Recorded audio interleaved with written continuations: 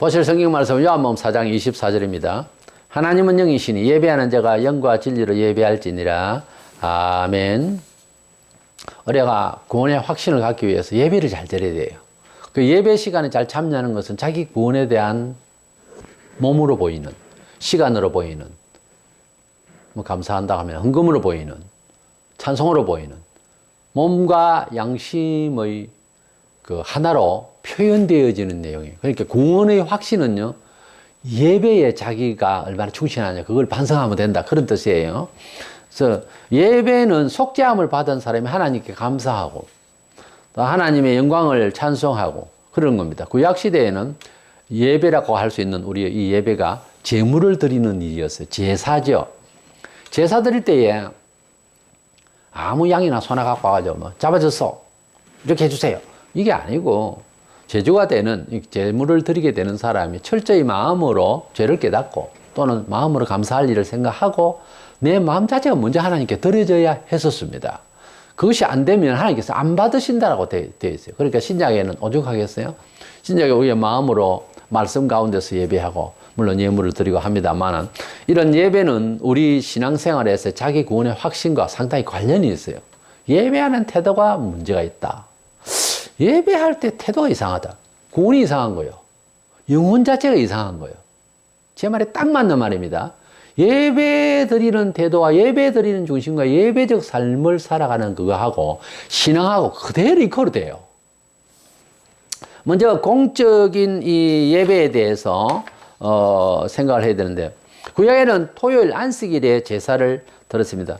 지금 주일날들이죠. 주일날은 예수님이 부활하신 날, The Lord's Day, 주의 날이라.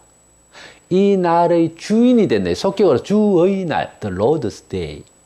그러니까 이 날은 예수의 날이다. 예수의 날이라는 말은 예수를 기념한 날. 그 말이에요. 예수님 자신의 날이라 그 말이에요. 안식일의 주인이라 그랬거든요. 그 생각 제대로 해야 됩니다. 이 날은 주의 날이니까, 주일이니까, 주님을 경배하고 주님을 생각하는 날이다. 이러면 벌써 당신은 종교인이에요. 예수 믿는 자가 아니고. 주일은 내 날이 아니고 안식일에 주인이라고 했다니까요. 말을 똑바로 해. 주인은 물질이 아니지만 그 시간이 주님 거란 말이에요. 우리가 사람과의 교제 관계에서 사무실에서 한참 일을 하고 회사의 중직자에게 찾아가서 시간 다 빼앗고 내 할 말 다 하고 쓸데없는 소리 한다면 어떻게 되겠습니까, 일이? 그러면 안 되죠. 왜냐하면은 그 근무 시간은 그 사람 시간이에요. 그 시간을 빼앗으면 어떻게 해요? 지금 우리가 예수교인들이 그렇게 하고 있다니까? 주의 날에 놀러 다니고, 그거 내 날 아니라니까, 시간이. 화난다니까, 나 그 생각하면. 주의 날이라는, 의라는, 이거는 소유를 말해요. 소유격이란 말이에요. The Lord's Day. 주의 날이라. 그 말은 우리가 표현하자는, 신앙이 누가 좋아서 표현하자는 것이 아니고 예수님이 직접 안식일에 주인이라고 했어요. 이 물건의 주인이나 시간의 주인이나 주인이란 말이에요.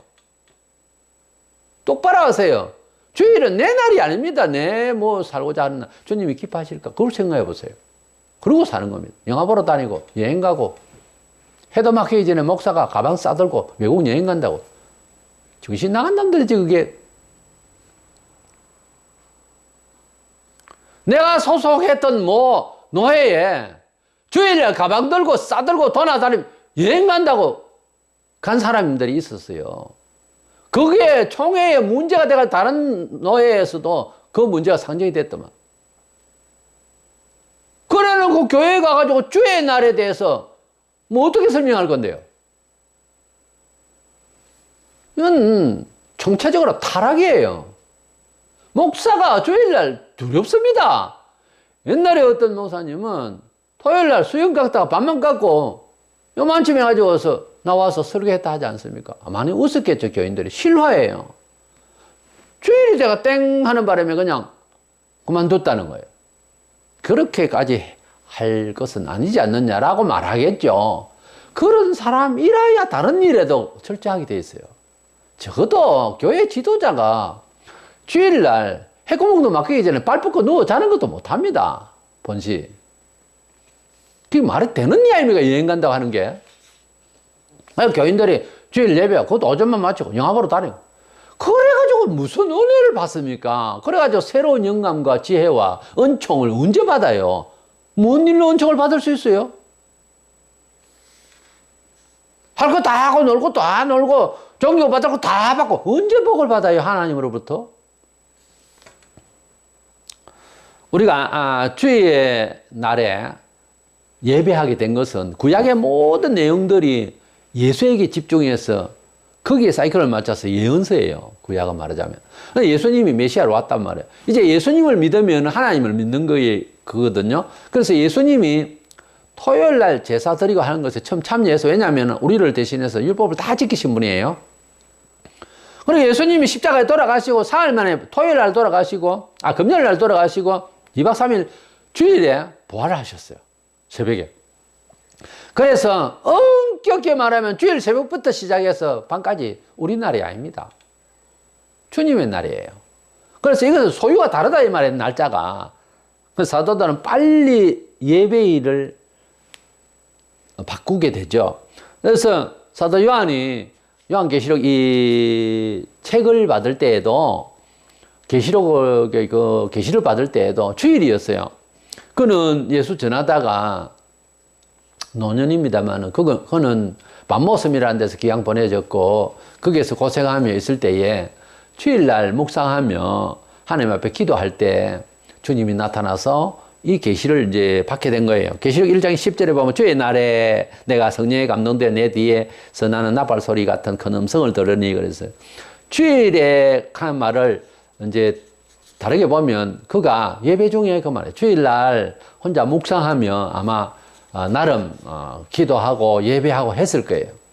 그런 중에 주님이 나타나신 거예요. 우리가 주일날 예배 참여하는 사람이 예배를 드리는 정도는 아니죠. 그렇게 전도해서 이래 하면 주로 보면은 주일날 와서 예배 드리고 참여해서 은혜를 받고 구원의 확신을 얻는 사람이 훨씬 많습니다. 기가 와서 전도하다가 금방 예수 믿는다는 것이 아니고 예배에 참여를 해야 돼요. 묘합니다. 이거는 신비입니다. 예배에 성부, 성자, 성령께서 함께 하시고 예배를 받으실 때는요, 좀 거리를 칠까요? 거리를 치면 가까이 오시는 시간이에요. 하나님이 예배 중에 계신다니까요. 예배에 함께 하세요. 두세 사람이 모인 것을 내가 그와 함께 한다. 그래서 예배는 참 중요해요. 그 예배를 드린다 할 때는 꼼짝하면 안 됩니다. 눈을 이리저리 돌리고 그러면 안 돼요.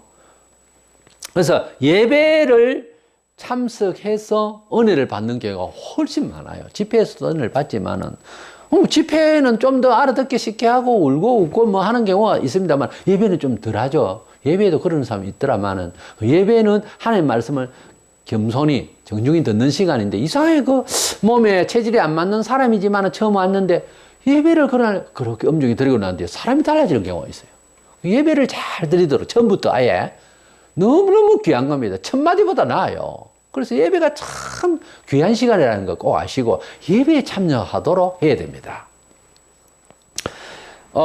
그래서 주일날 이렇게 주의 날에 모이는 일이 사도들이 빨리 이렇게 급선회를 했어요. 토요일 이제 하던 그 제사 의식 그것을 떠나서 이제는 안식일에 모이고 막 성경 공부하고 하던 것이 빨리 회전해서 주일날 모이기로 하고 바뀌어졌어요. 그래서 구약의 모든 율법과 안식일이고 뭐고 다 그 십계명이 있잖아요. 그 모든 주인 되신 분이 부활했기 때문에 구원의 메시지가 완성돼 예수가 주의 날에 안식일에 주인이라 하니까 주님이 부활하신 날이 구원의 결정적인 요소가 부활이잖아요.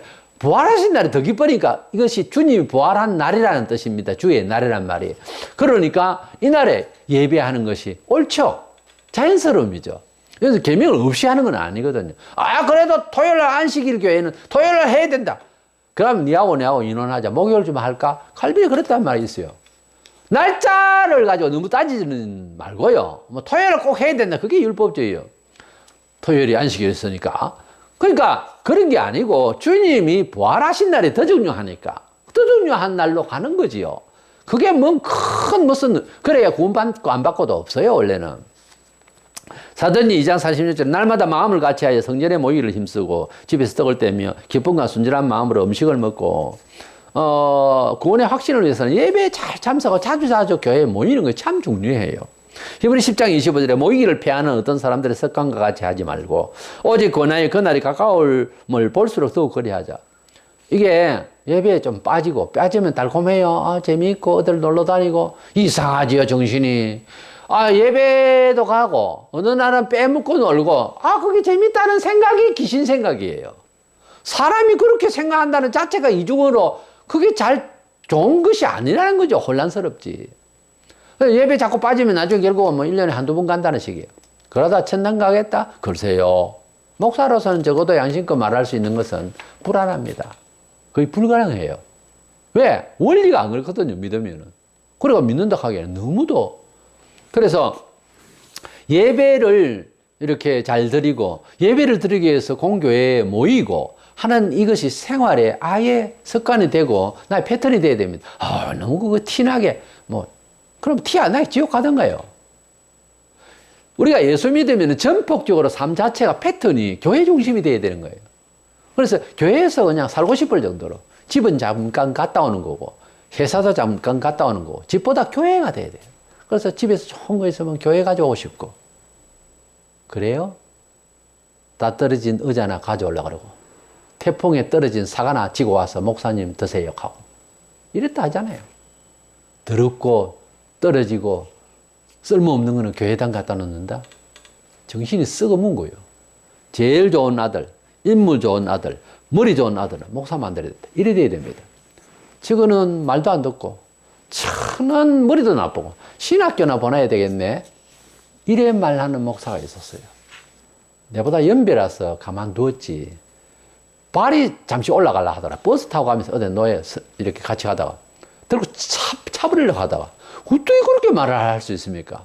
더럽고 추하고 못나고 그냥 헐겁고 싸구려 이런 것을 하나님께 드려야 됩니까? 말도 안 되는 소리예요. 그럼 예배 두 번째로는 예배 참여의 태도에 대해서 짚어보겠습니다. 예배를 어떻게 잘 드리느냐 하는 것은 대단히 중요한데 두 사람만 모여도 예배가 되는 이게 예배를 드릴 때 태도가 참 중요해요. 먼저는 예배를 정한 시간이 있었으면 그 예배 전에 문화생활에 대한 것을 모두 다 묶어놔야 됩니다. 빨래할 건 하고 예배 중에 쫓아가서 어떻게 해야 되는 그런 걸 만들지 말라는 거죠. 모든 일을 회사 일이라든지 영업하는 데서 오다라든지 이런 걸 모두 다 주일날 이렇게 사고 파는 모든 계획들 소스 없고 이런 거 하지 말았고요. 예배는 예배만 충실할 수 있도록 모든 문화생활을 접어놓도록 준비를 해야 됩니다. 말하자면 주일 가기 위해서 토요일날 다 마무리하라 그 말이에요.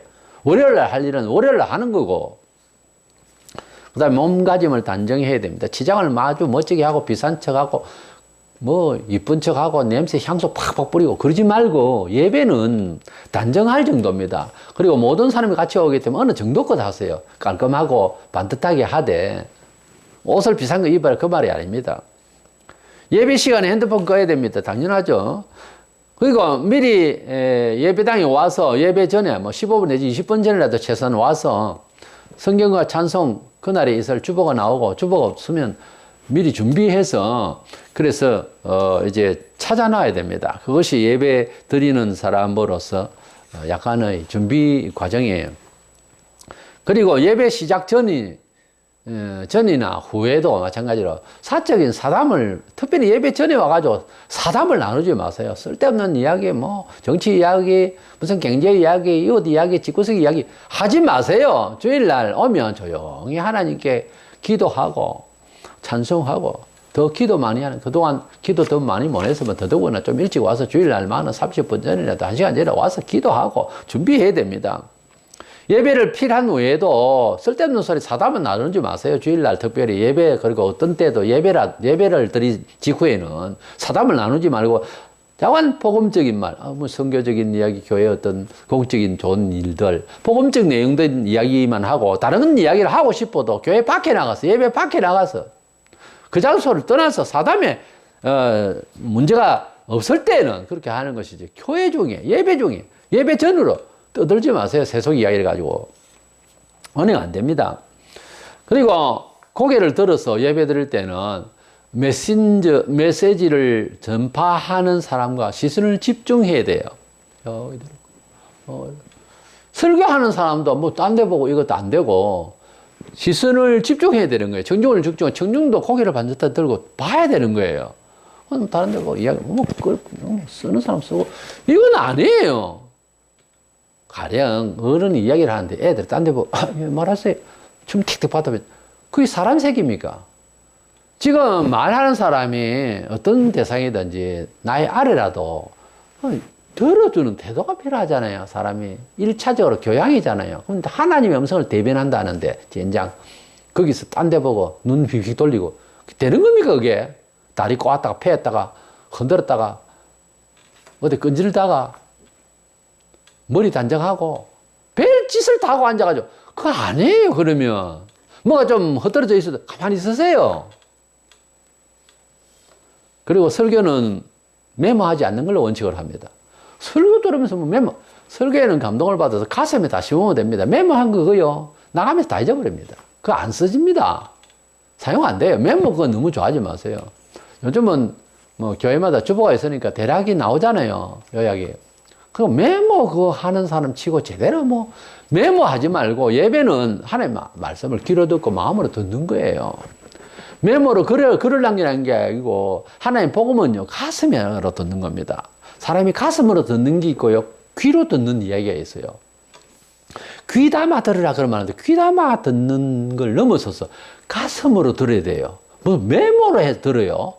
귀담아 듣는 것도 중요하지만 가슴으로 들어야 되기 때문에 가슴이 안 들리면 적어놔도 소용없는 겁니다. 원래 그렇잖아요. 그래서 가슴으로 들린 만큼 나의 신앙이 되는 거예요. 도움이 되는 거고. 사무엘상 15장 22절에 순종이 제사보다 낫고 듣는 것이 순양의 기름보다 나으니 그런 말이 있습니다. 우리가 예배를 잘 드리고 태도를 그렇게 해야 되는데 중요한 건 일상생활에서 예배적 경건성이 없이 일상생활에서는 완전히 딴판이면 곤란해요. 일상생활에서도 그런 예배 태도와 같은 그런 경건과 정직과 감사와 그런 것을 통해서 일상생활을 해야 돼요. 일상생활에서도 기도하며 음식 먹고 그리고 만나고 헤어짐과 모든 교제관계에 있어서 예배와 같은 그런 스타일로 그렇게 묻어놔야 됩니다. 그것이 예배적 삶이라고 그러죠. 이 순종이 더 중요한 거예요. 로마서 12장 1절에 그러므로 행제들아 내가 하나님의 모든 자비하심으로 너희를 구원하노니 너희 몸을 하나님이 기뻐하시는 거룩한 산 제물로 드리라. 이는 너희가 드릴 영적 예배니라 그랬어요. 우리가 삶을 통해서 보여주기 전에 예배할 때 목사가 이렇게 태도를 보면은 일상에 그 사람의 영혼의 스타일을 알아요. 영혼의 성숙도를 안다 그 말이에요. 예배 드릴 때 꾸무적거리고 뭐 표현을 보면요 뻔해요. 신방 안 해도 뻔하다니까요. 그리고 잘 몰랐는데 신방해서 교제를 해서 삶을 들었을 때 그 사람이 다음 주 교회에 온다 하면 어떨 것이라는 태도를 미리 알아요. 왜냐하면 삶 속에서 구체적으로 예수님께 기도하며 물어보며 사는 사람은 예배할 때 보나 안 보나 경건하게 하게 되어 있어요. 그리고 사는 게 제 마음대로고 자기 중심적이면 예배할 때 생각 하나하나 뻔하게 그렇게 앉아서 태도 취할 걸 목사가 알아요. 왜냐하면 그대로 갑니다 이게. 우리가 산 제물이 이 삶을 통해서 거룩한이라는 것은 그 경건의 모양 태도가 아니고요. 구별된 하나님의 진리의 처세로 살아가는 그런 결단과 그리고 그런 근심과 그런 걸 통해서 살아가는 태도를 일상에서 목사가 봤다. 교인들이 그렇게 사는 형제를 이제 이해하게 됐다. 그 사람요 예배할 때 봐보세요. 그대로 반영됩니다. 일상에서 세속적인 사람은 예배할 때에도 복음에 대한 이해도 자꾸 세속적으로 사람이 똑같은 시간에 감동을 똑같이 받았는데요. 세상의 염려와 재리의 유혹, 그거 나오잖아요. 씨 뿌리는 비유에서. 세상적으로 그렇게 평소에 사니까 예배 중에 메시지가 안 들어오는 거예요, 가슴으로. 귓전에서 졸졸졸 하다 없어져 버려요. 만약에 그렇게 된다 싶고 내 가슴으로 들린다는 것이 제가 지금 말씀드리는 것에 느낌이 안 오걸랑 예배가 지금 중요한 게 아니에요. 일상이 지금 그러고 있다는 거예요. 그러니까 어떤 면에 있어서 사람은 하나님 앞에서 아무도 못 속입니다. 하나님을 만하게 여기지 말라. 그는 속임을 받지도 않는다고 그랬어요. 근데 우리는 속일 줄 알고, 속일 수 있는 줄 알고, 속이고 있거든요. 예배에 이렇게 참석해, 나는 그냥 하나님 성도의 일상에 엉망을 하면서. 그런데요, 목사 이래 보면 보여요. 사람이 원숙한 스타일로 많은 훈련을 받은 사람이 자퇴하고, 자기도 책을 많이 읽은 사람 마냥 고상을 들고 이렇게 이야기를 하잖아요. 대본에 드러나요. 머리카락 하나도요, 스타일을 만든다고 지적으로 보이는 게 아닙니다. 이렇게 해가지고 있으면 총장같이 폼을 낸다고 해서 그게 총장이 된다면 안 돼요. 그게 자연스럽게 그 몸에서 오라가 나오게 돼 있어요. 마찬가지 예배할 때에도 그 예배의 얼굴의 자태, 그 얼굴 빛, 일상의 삶은 그대로 반영하게 되어 있습니다. 아무리 미소를 가지고 뭐 이렇게 참여해도 안 돼요. 그게 그렇게 안 되게 돼 있다니까요. 그렇게 속이지 마세요. 일상에서 주님을 정말 지극히 사랑하고 이러면 자연히 예배에 잘 참석하고, 심지어 그렇지 못한 사람 행제를 그런 게 아니야, 바로 앉아요. 막 이렇게 말까지 간섭까지 해요. 왜? 일상에서 그렇게 사는 사람 그렇게 행제들을 한 지체를 알고 옳게 예배하도록 하게 돼 있어요. 얼마나 하나님 분명하신지 몰라. 그래서 예배는 우리에게 너무 인생을 사는데 중요한데, 내 구원의 확신과 내 구원받은 영혼 상태를 표현하는 거예요. 그리고 삶에서 그대로 보이는 대로 예배 중에 보이니까 아시고 속이지 말고 예수도 많이 사랑하고 예배를 잘 드릴 수 있는 사람 되기를 희망하는 저와 여러분 되시기를 축원합니다.